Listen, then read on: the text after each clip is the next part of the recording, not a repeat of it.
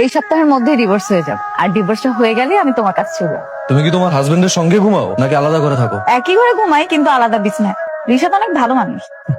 ভালো মানুষের খারাপ হইতে সময় লাগে না। যদি হাজবেন্ডের সাথে কোনো উল্টাপাল্টা কিছু হয় আমি কিন্তু তোমাকে একসেপ্ট করবো না, কথার মনে রাখবা। আরে না না, কি যে বলো না তুমি। বুঝছি, সাবধানে থাকো। আচ্ছা ঠিক আছে, সবসময় সাবধানে থাকবো। আর তো মাত্র কয়েকটা দিন। ঠিক আছে, ঘুমাও তাহলে। Good night. Okay, good night, I love you.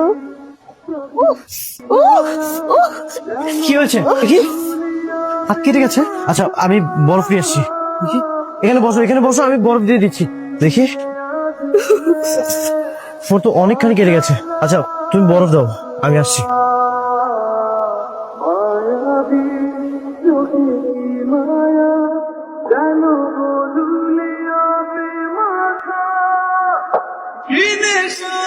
দেখছো তোমার হাজবেন্ড কিভাবে তাকিয়ে আছে?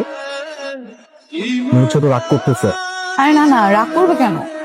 উনি তো আমাকে এখানে নিয়ে আসলো তোমার সাথে কথা বলার জন্য। পৃথিবীর সবচেয়ে অসহায় স্বামী যে কিনা তার নিজের বউকে তার বয়ফ্রেন্ডের সাথে ডেটে নিয়ে আসে।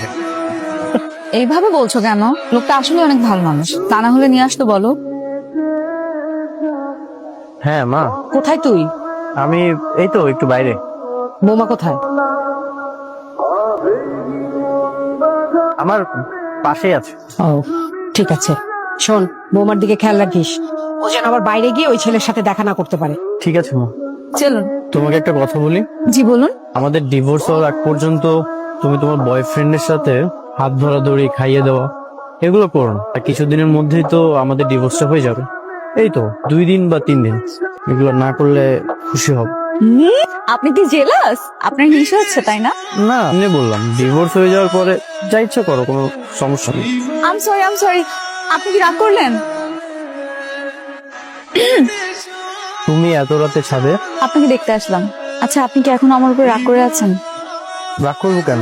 না মানে, ওই যে আমি আমার বয়ফ্রেন্ডের সাথে বসে ফুচকা খাচ্ছিলাম, ও আমাকে খাইয়ে দিচ্ছিল, আমি ওকে খাইয়ে দিচ্ছিলাম, আপনি তো বলেছিলেন, মনে নেই?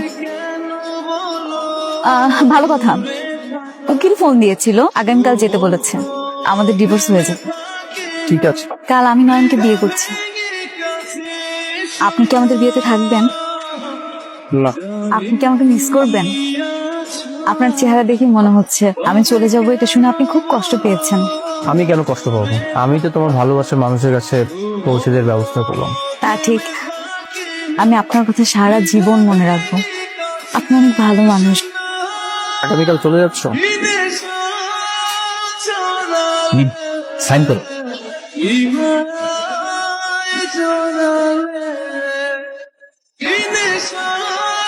কি হলো, সাইন করেন।